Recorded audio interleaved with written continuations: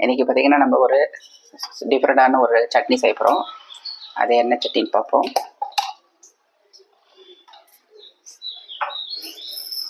First கடலப்பருப்பு எடுத்துக்கோங்க.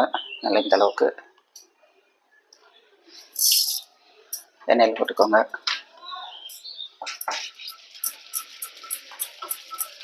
நல்லா எண்ணெயிலே நல்லா வறுத்து எடுத்துக்கலாம். கோல்டன் ப்ரௌன் கலர் வரட்டும் கடலப்பருப்பு. இதை வச்சு நம்ம ஒரு சட்னி செய்ய போகிறோம். தொடர்ந்து பாருங்கள் வீடியோவை. பூண்டு எடுத்துக்கோங்க, அதை தோல் நீக்கிட்டு அதையும் போட்டுக்கலாம். புளி வந்து இந்த அளவுக்கு அதையும் போட்டுக்கோங்க.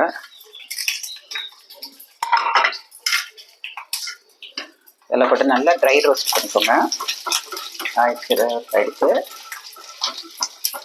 எண்ணெயிலே வறுத்துட்டு ஒரு 4 வத்தல் அதையும் போட்டுக்கோங்க. காரத்துக்கு காரன்றது அவங்களுக்கு தேவைப்படுற மாதிரி ட்ரை ரோஸ்ட் பண்ணிவிட்டு அதை எடுத்து இப்படி ஒரு தாங்கல் தட்டில் ஆற வச்சுக்கலாம்.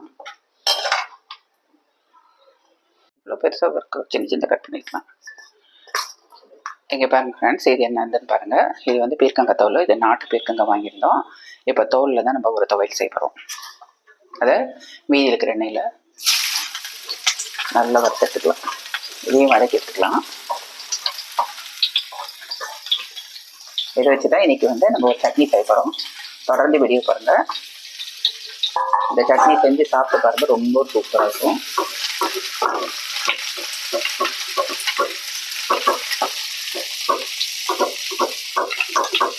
பீர்க்கங்காய் பார்த்தீங்கன்னா இந்த அளவுக்கு வதக்கிக்கோங்க. நல்லா பச்சை ஸ்மெல்லாம் போகணுன்னா அதை எடுத்து இதே ட்ரை பிளேட்டில் போட்டு நல்லா ஆற வச்சுட்டு ஒரு மிக்சர் ஜாரில் போட்டு நம்ம வந்து நல்லா சட்னி பதத்தில் அரைச்சிக்கணும். பாருங்கள், ஆவி பறக்கிறதுக்கு இதை நல்லா ஆற வச்சுக்கலாம். ஆற வச்சுட்டு நம்ம சட்னி செய்யும்போது பார்க்கலாம். ஹாய் ஃப்ரெண்ட்ஸ், நம்ம இப்போ வந்து பீர்க்கங்காய் துவையல் செஞ்சுக்கலாம். பீர்க்கங்காய் வதக்கி வச்சுக்கிறத போட்டுக்கலாம் ட்ரை மிக்ஸில்.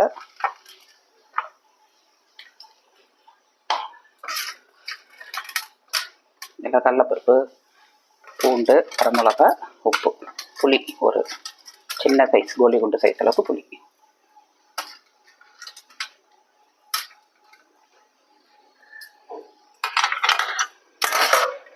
ஏற்கனவே உப்பு போட்டு தான் வதக்கியிருக்கோம்.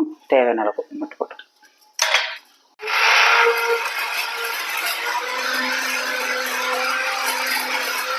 இப்போ கடலப்பருப்புலாம் நம்ம போட்டு வறுத்துருக்கோம் இல்லைங்களா. வறுத்து அரைக்கும் போது ஃபஸ்ட்டு ஒரு ட்ரை மிக்ஸில் போட்டுட்டு நம்ம ஜாரில் போட்டுட்டு ஒரு 2 சுற்று சுற்றி எடுத்துக்கோங்க. அப்படி திருப்பிடியே அப்புறம் சட்னிக்கு தேவையான நமக்கு தண்ணி ஊற்றிக்கலாம் அரைக்கிறதுக்கு.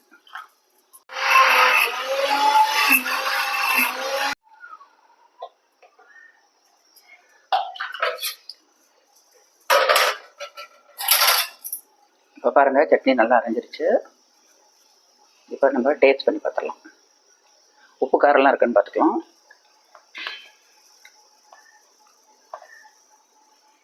உப்பு காரெல்லாம் கரெக்டாக இருக்கும் ஃப்ரெண்ட்ஸ். நீங்கள் இந்த ஸ்டேஜ்லேயே உப்பு காரம் தேவைன்னா மிளகாய் ஒன்று கூட ஆட் பண்ணிக்கலாம். அவங்கவுங்க தேவைக்கு உப்பு காரத்தை ஆட் பண்ணிக்கோங்க. ஃப்ரெண்ட்ஸ் பார்த்தீங்கன்னா அருமையான பீர்க்கங்காய் தோலில் பார்த்தீங்கன்னா நம்ம வந்து தோலை வந்து நல்லா வந்து ஸ்க்ரப் பண்ணி எடுத்துகிட்டு நல்லா வாஷ் பண்ணிவிட்டு அட்டகாசமாக ஒரு சட்னி செஞ்சாச்சு ஃப்ரெண்ட்ஸ். இந்த சட்னி பார்த்தீங்கன்னா இட்லி, தோசை, எல்லா டிஃபன் ஐட்டத்துக்கும் சூப்பராக இருக்கும். அதேமாதிரி ரைஸோட நல்லா ஒயிட் ரைஸை சுட சுட வச்சு அதில் பிசைஞ்சு சாப்பிடும் போது ரொம்ப ரொம்ப சூப்பராக இருக்கும் ஃப்ரெண்ட்ஸ். இதில் ஏகப்பட்ட மருத்துவ குணங்கள் இருக்குது. தோல்லையும் பார்த்தீங்கன்னா நம்ம நிறைய வகை சட்னி செய்யலாம். நான் ஒன்று உங்களுக்கு அப்லோட் பண்ணுறேன், போய் பார்த்துட்டு எப்படி இருக்குன்னு சொல்லுங்கள். என்னோடய வீடியோ அண்ட் ஷார்ட்ஸ்லாம் உங்களுக்கு ரொம்ப பிடிச்சிருந்தா ரேவதி சரவணாஸ் வேர்ல்டு சேனலுக்கு சப்போர்ட் பண்ணுங்கள், சப்ஸ்கிரைப் பண்ணுங்கள், ஃப்ரெண்ட்ஸ் அண்ட் ஷேர் பண்ணுங்கள், லைக் பண்ணுங்கள், கமெண்ட்ஸ் பண்ணுங்கள். தேங்க்யூ ஃபார் வாட்சிங் மை சேனல். இன்றைய நாள் எல்லோருக்கும் நல்ல நாளாக அமையட்டும். மீண்டும் ஒரு அனதர் வீடியோ சந்திக்கிறேன். உங்களிடம் விடைபெறுவது ரேவதி சரவணன். தேங்க்யூ.